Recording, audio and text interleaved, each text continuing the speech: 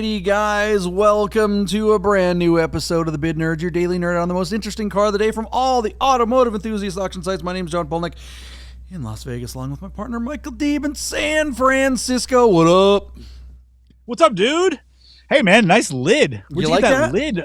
Where'd you get that lid, bro? Look at that. Does it have your name on the back? Turn the other way. Can I see your... Does it say producer? I think it just... I don't know. What does it say on there? Does it say PJ or JP? It didn't say anything on the back? I don't even know. I guess maybe I didn't get my name on it like our good friends Ross Churchhouse, longtime fan of the show, or one of the original Nerd Herd, as well as Anthony. He got this hat for his Yahtzee that he got playing along with us. For those of you who are new to the channel, welcome. What we mean by Yahtzee, what we do on the show is not only we talk about the most interesting car of the day from all the different auction sites, but we make a prediction of what we think is going to happen with that car's auction, and then we reconcile our predictions with what actually happens. We have a future machine, we have a time machine in the studio. We go to the future, so we make a prediction, then we go to the future and we talk about how wrong we were, and you can play along. It's just like The Price is Right, only with really interesting, cool cars from the auction site. So thanks for hanging out. Yeah, it's like The Price is Right with no washers and dryers. Or rice-a-roni. No jet skis. Yeah, I mean, I guess there's probably rice-a-roni. You are in San Francisco. I think that you're sitting on like a crate of rice-a-roni, right? Absolutely. We're going to stitch somebody's name into the next Yahtzee. You get a thing of your rice-a-roni. Nice, we're doing it. All right, well, big shout out to our good friends at Godden Classic. Godden Porsche of Las Vegas sponsors the show, and we love those guys because they know Porsches, man. We are Porsche guys. We don't always talk about Porsches on the show. This is not an exclusively Porsche show, although sometimes we do this week. Yeah, this week are huge. Is this all Porsche week? Okay, yeah. So almost, yeah. But yeah, check those guys out if you want to avoid all the auction hassle. Just go check out our friends at Godden Classic. They always have really cool cars, but they also have the parts and service and all that good stuff. And there it is. Shall we begin? Michael Deeb, auction specialist. Speaking of Porsches, yeah, Arthur, our nerd herd, Arthur has spoken. He reached out to us directly to suggest that right now on Bring a Trailer is what they are marketing as a one-of-one 2005 Porsche. That's a 996 generation GT3 with just 20,000 miles. So Arthur, thank you for pointing this car out, and we will take a look at it. Arthur told us that this car had traded hands on Switch a while back, and that he had noticed that this very same car had come up on the auction platform, and that we should take a look at it. So out of Killingworth, Connecticut is this 20,000 mile example. And it's worth noting, JP, for a long time, I thought they only made the 996 GT3 in 2004, but they actually made just under 300 of them the following year in 2005. So when you read several times during this listing that it is a one-of-one in this color with that interior, it's also worth noting that it's a one-of-one of just 300 because it's a one-of-one in that model year. In 2004, they made probably 1,000 of these things. So there might be another Atlas Gray with natural brown leather in 2004. But in 2005, allegedly, this is the only one. It's an attractive colorway. But what's interesting to me, when you look at like this dark gray with the leather interior, sort of this like baseball glove leather interior, the car winds up looking more like an upscale luxury GT car rather than a Grand Touring car, rather than the track car that this thing is. When I think GT3, first of all, I think white or bright green or bright orange or something like that. But to see this car in the gray with the brown leather, it looks more like a luxury car or something more Italian. But it's a beautiful, clean example. It's unique in its colorway with the leather and the stuff. This car is also equipped with the PCCBs, which back then I think were like $8,000 and the most expensive option you could get on a GT3. I don't know if I could say with any kind of confidence or any way to quantify it that these 996s, the GT3s, fewer of them came with the ceramic brakes than the steel. Most of them are steel. But I don't know that the ceramic brakes in the secondary mark help your car bring a premium. But I know that even though these early examples, were really sort of that first generation of car. This is one of the first cars I think in the world that had PCCBs as an option for the road. I'd still rather have mine with them, like I think they'd be great. The way I like to drive, I think the PCCBs would come in handy. So I think that's really cool. It's also got the thicker steering wheel JP, and it looks to be a nice example. So before I hand it over to you, actually, I'll wait till we talk about the money. I want to get your impressions on the car.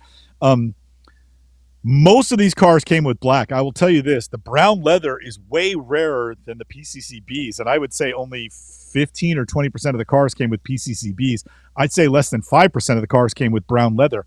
Our friend Paul Kramer, who runs the Auto Kennel in Costa Mesa and shows up on every rally under the sun, maybe he's Solomon Braun's twin brother separated at birth.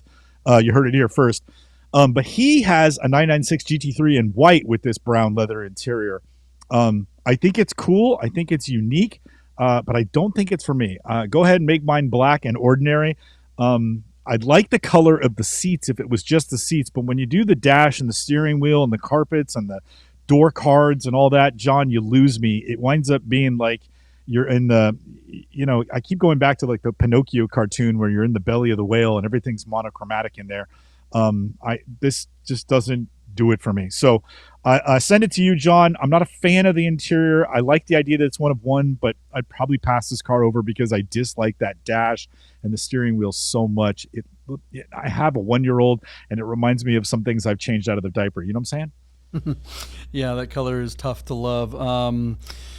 A sea of beige, as I like to say. Look, here's the thing. GT3s, this could be one of the best driving Porsches of all time. A lot of people kind of like the 996 better than the 7 or the newer ones. But how hard was this car to sell in 2005, right? I mean, it's one thing in 2004, the 996 was kind of at the top. That was the end of kind of the 996 run. Everyone, they had fixed a lot of the ugly problems with the fried egg headlight. They updated a bunch of things. And this car was just so much better. But the GT3 badge was just not something that really meant a lot to many people yet. It wasn't until the 997 GT3 that really made GT3 mean anything to anyone other than someone who knew something about GT3 racing. So you got to think about in 2005 was the launch of the 997 that completely eclipsed the 996. It was like 996 who? What the hell is a 9? No, like people just the second that the photo of a 997 came out, it was like over. It may as well, the 996 may as well have been something from Toyota. I mean, just who gives a shit? Anybody that was interested in Porsche wanted a 997. That thing was such a hit.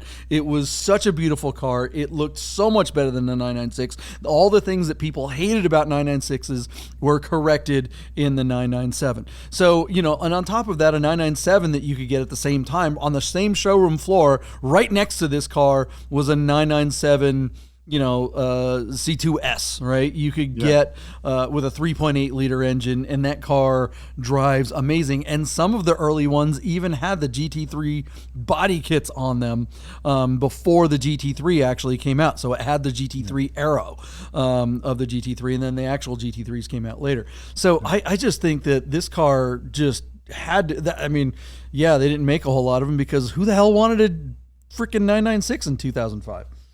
Well, listen, I'm going to say just like, and this is me really trying to read the tea leaves here. Like I haven't read a book on any of this or anything, but I'm guessing that Porsche's initial estimation of the market was pretty modest. Yeah. And I'm guessing they were thinking, if we could get maybe 1,000 cars on the road, we'll have done really well. They wound up making like 1,300 of these things, and about 296 of them in total between the 2 years. Worldwide, yeah. Or for two. No, hold on. I meant for the 2 years, or just correct. For 2005. For the 2 years, the entire run of 996 GT3s is about 1,300 cars. That took 2 years to build them and deliver them, and I'm guessing the original mark was probably about 1,000. And what was happening was while they were building these cars and they were starting to hit the road and the reviews were coming in on how incredible the performance was, people were probably still walking to the dealerships that were VIPs and trying to plunk down checks to get cars made. And so to continue to deliver on all the deposits they took, the production rolled over into the following year. And I'm guessing most of those 296 that were made in 2005 were just Porsche trying to fill deliveries. And they're like, hey, we're making an extra, we've got another 300 deposits here. And Porsche, somebody just said, keep making them. Just keep all those people happy. This has been a great exercise for us. And and I'm guessing that's what happened. So to go back to your story and just play a little devil's advocate and have fun with you, this car was never parked on the showroom floor next to the 05 because this car was ordered by a guy who probably put his money down 8 months earlier and waited and couldn't wait for this car to come in and was so excited to get it. And this car was clearly custom tailored with the baseball glove leather and the gray paint and all this other nonsense, that he didn't care about the base 05 that was 05 997 that was sitting on the showroom floor when he went to pick this one up in the delivery bay. He was still probably pretty excited. He probably had never seen one when he ordered this thing. Good point. I think going with what you're saying, all these cars were ordered in 2004. They didn't know what the 997 looked like yet. Yeah, that's true. If they had, that's true. Which is why there weren't 1,000 of these ordered, and there was only a few hundred. So it was like, oh wait, what? That's coming out? Yeah, cancel the 996 GT3 thing. I remember when everybody was so shocked to see that Porsche went back to the old headlights. Yeah, the round headlight. It was like, duh. Yeah, that they had to concede that they had made an error because aesthetically nobody liked them. Isn't it a lot like how the GT3s didn't come with, like the 991 GT3s, the first generation, didn't come with manuals? And and Porsche's like, all right, fine, we'll put 6 speeds in the dot twos. It's like, duh, guys, listen, it's not that hard. Well, they tested the market by making the R, and the R sold out in minutes. You know what I mean? But they didn't even need to make the R to test the market. Everyone was screaming about it the second they announced that they weren't going to have it. And a bunch of just German hubris. These guys, it's better, so we're going to make it, and it's going to be better. They're all going to love it. It's like, no. It's not the case.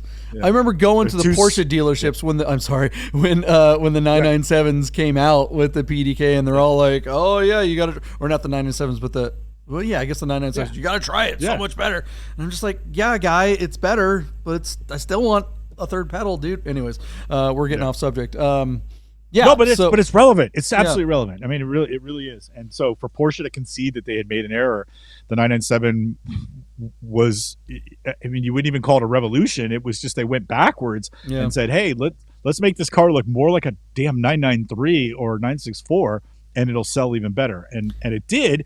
The trouble is, while they spent all the money on the styling, they didn't fix the damn bearing that plagued the cars in the 996 generation. Right. That was, I think, their grave error there. Well, and then the other thing too is that you look at like the 996 first generation, and then the the dot ones and dot twos. The dot ones look just like the Boxster. They had the same fried egg, and then they're like, oh, okay, well we'll update it on the dot twos, and we'll give it a little bit different look. Clear. It's like it wasn't. They can't hear. It's like I get it that you guys don't speak English, but people weren't going, oh, this sucks because it looks like a Boxster. That was a problem, but the problem was that the headlight wasn't round. So like, well, they didn't like this shape, so let's try this weird freaking shape. It's better. It looks, I don't hate it, but it's still. I mean, could you imagine if someone just said, hey, Franz, check this out. I got an idea. It's like, have you seen the Hudsucker Proxy? You remember that movie, The Hudsucker Proxy? I don't remember this. Yeah, Tim Robbins. I did see it. He invented the hula hoop, and then he invented, everything. What was the other thing that was round? It was the frisbee, and then it was, his design was the same exact design every time. It was a circle. Yeah. The headlight designer could have been a hero. It's like, this year's design is a circle, and then the next year's design, hey guys, oh yeah, I'm a genius. Oh look, it's a circle. He's brilliant. Yeah. It's like JP, show everybody your hat again. So a lot of people don't realize that John got the Bid Nerds logo from the 997 headlight. I did, exactly. It's a really important design. Actually, no, I'm sorry. It was inspired by the G-body 911 headlight, the H4s. Yeah, that's right, exactly. Jeez, these guys, for being so smart, they're so dumb sometimes. How many more 996 would they have sold if they had just made the damn headlight round and not been? Yep. Anyways, okay. So, but this car, Metzger engine, lots of great things to love about this car, and again, one of the best driving cars in the world. So, John, let's talk about the money. Our car closes in 2 days, and I forget if I was so quick to get to the car because it was such a Killingworth Killingworth, Connecticut, 20,000 miles. The car's at $103,000 and it closes in 2 days. JP, I was looking it up because Arthur had said that it had traded hands previously. And one of the first things that came up on my search was a YouTube video that was published a month ago saying 2005 996 GT3 Atlas Gray, $150,000. So the seller, the consignor of this car, was trying to get $150,000 a month ago and now has put it on the auction site. I wonder if that's going to help or hurt this auction, that it was that easy for me to find. It's the top of my search when I looked at 1 Atlas Gray 996 GT3. So, and that I just seen now, it will not influence my bid. I'm going to tell you at $103,000 with 2 days to go. I think this car, John, because if this car had 2,000 miles, I think this car bring $160,000. But because it's got 20,000 miles, it's not a. I don't think it's the colorway is not collector enough to me to warrant it having 20,000 miles. So I just don't think it's a collector. I just think it's a used GT3. I don't think it's a special collector example, despite the whole one-of-one marketing they're going, because it's got the damn natural brown leather interior. So I'm going to go $140,000 and say if it had 2,000 miles and that interior, this car could break the bank at 160, 170, but you put 20,000 miles on it, you drove the collectability off of this car. And at this point, I think you're just trying to find somebody that wants the leather, not somebody that has to have it because it's rare, because it's not rare enough with the mileage. It's not a very good explanation, but that's what I'm trying to say. Do the seats match? Yes. Is that Atlas Gray? I mean, that just looks blue. That looks cobalt blue to me. I'm sure it is, but I just don't. Painted hardback seats is the option. Painted hardback seats. Yeah, but are they painted the same color? I mean, usually. Supposed to match and then you've got the gauges are blue too. Did you see that? I missed that. See if you can find the dash. They're blue dials, which I can't remember seeing blue dials on a GT3. But it's all supposed to be cohesive with the seatbelts and the gauges and the whole. It's really hard. These pictures are too dark too. I mean, they're terrible Terrible. photos. Look at that. So the exterior photos are pretty good, but that's just like, guys, what are you doing? Raise the I mean, F's up. Ever heard of it? Use it. These guys are supposedly photographers. Yeah, that's so much freaking beige. If the dashboard and the carpets and the A-pillars were black, it would look so much better. But instead, it just accentuates everything that's wrong with it. Anybody in the nerd herd gets a Yahtzee on this car, we're going to send you a jar of peanut butter to go with the natural brown interior. Okay, so your number. What was your number? 140, JP. I think this car is going to sell for $140,000. I think it sells at that number. He's trying to get 150, which means that was his asking price. So he's already thinking it's worth in the 140s. My number is going to hold water compared to what I found on the internet. So 140. I think this colorway with the blue seatbelts and the beige dash, I think it's going to stall out. I think this is a 125. Does it sell? Does it sell at your number? Because that's a fair bid. That's a good question. I'm going to say, he's asking 150 a month ago. I would be willing to bet, if there were a way to get in the system, I'd be willing to bet that his reserve is higher than that, but maybe he has a come to Jesus. I sure would be interested to see how much it sold on Switch or whatever that. I don't know what Switch is. So that's kind of interesting. What did it sell for before, and what is this guy trying to get? Is it a flip, or is it just someone trying to let it go? I used to believe in the BaT reserve, in that we never, like, if a car sold, a number was good and a car sold, but then, like, if a car didn't sell, the number that it didn't sell at was so low, and you're like, well, it didn't meet reserve. It was so obvious. Now I'm not sure about it. It's just interesting. The BaT reserve, I think, is it's drank the Kool-Aid from last year's market, and I don't think that the reserves have caught up with the contemporary market. So it's entirely possible this guy could have a $125,000 reserve. But I'm telling you, if I was in charge, this car wouldn't get a $125,000 reserve. You wouldn't even give it a 125 reserve. No. Okay. All right. Yeah, that's the question. Because I want the car to sell. Yeah. And I think this car could stall out at 125. And so if you're right, that car should sell for that number. That's how good I think your bid is. And so I think the reserve on this car should be 110, 115. Well, I mean, it's already at 105, and it still has a couple of days to go, and we typically Right. see on And Porsches make a reserve 30%. and sell. Yeah. It's the whole point of the reserve, you know? Yeah. You know, so All right. Well, what do you guys think? Now's the time to put your bid in below. Plug it in. It's like The Price is Right. Let's see if you're any good at this. See if you're as good as Anthony, who gets Yahtzees or close to Yahtzees. free hat. Yeah. I want a hat. He's so good. Ross Churchhouse gets is doing pretty good, 5150. All the Michaels, a lot of Arthur who gave us this car. Arthur, we don't know what your handle is. Yeah, put your bid in, number one, and let us know what your handle is on YouTube so we can reconcile the two, because I don't know. I can't put those two together.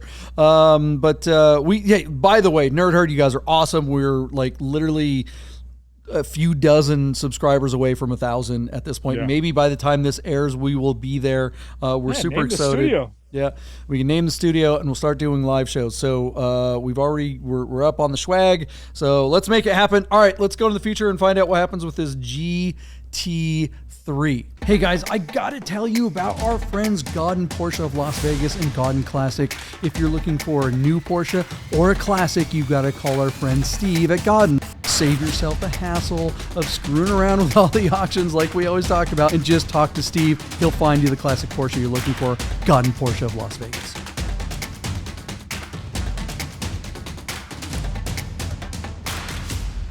Hey everybody, welcome to the future. Thanks for hanging around, sticking around to find out what happened with this GT3. I'm pretty stoked about it. I kind of want this car. I think I want this car, Michael Deeb. I'm a little upset that it's not in my garage. I guess I'm spoiling it. I didn't win the bid. Yeah, you're entirely too late, JP. This is gonna be one of those "I told you so" moments. JP, you were super bearish on this car. Is that right? Bear. Yeah. The 2005, they didn't make that many in 05. This one had that incredible natural brown leather. You and I don't like the dash, but the seats are kind of cool. I went big on this car at $140,000. And JP, I'm not saying you poo-pooed it, but you were way more pragmatic at $125,000. Our car sold for $137,000 on a whopping 20 bids. So maybe not a ton of action, but that number I think is a pretty decent retail number for the car, considering it has 20,000 miles on it, not 2,000 miles. So JP, I kind of told you so. There you go. That the brown and the 05 I thought made it slightly attractive to sort of the collector base. I do think if this car had only like 2,000 miles on it, it would have brought a stupid number, because then you're talking low by the numbers and in collector condition. This car is still drivable. I don't think you're going to kill the value on it if you put a few miles on it. So there's a lot to like here if you like being different. That interior isn't for me like it would be for, say, Paul Kramer, who has a GT3 with that interior. But John, what do you think of that result? Are you surprised you missed it by, a little bit bigger margin? Yeah, I guess I did. I don't know. I'm anytime a water pumper comes on, I'm still always just a little bit like, I'm not sure if it's going to get there. 996. Look, this car's great. We talked about the issues before the break. I think I was just wrong. It didn't look like it was getting a lot of action when we were looking at it before too. So I don't know. All I know is that I want one of these. I want a 996 GT3, especially now that it's a gajillion degrees here in Las Vegas. And, both my air-cooled cars are kind of undrivable at this point. Even the 964 with working air condition doesn't really hold up to 115, So, having a water pumper Porsche in the garage definitely makes the sense, because if for nothing else, the AC is going to work really well on this car. But you got to watch out. Coolant tanks and water pumps and all that kind of stuff. Yep. Pin the lines. Pin those lines. My water pump gave out on my Macan this week. No! So, I'm driving along and all of a sudden I get the thing that says, stop driving, pull over. I'm like, oh, shucks. Water's just everywhere. So it's like, great. Got to go get that dealt with. So have fun with water pumpers. Yeah, all cars, whatever. I'm just going to get a Lexus. I think that's what I'm going to do. I'm going to SC, what is it, 300 or whatever, the most basic Lexus of all time. It's basically a Camry with some power windows and stuff. I'm just gonna get one of those, and that's the last car I'm ever gonna get. I'm over this Porsche stuff. All right, what do you guys think of the results of this GT3? Was that well bought? I know I'm just a big old idiot, so tell me in the comments below, and we will see you guys tomorrow on Bid Nerds or something.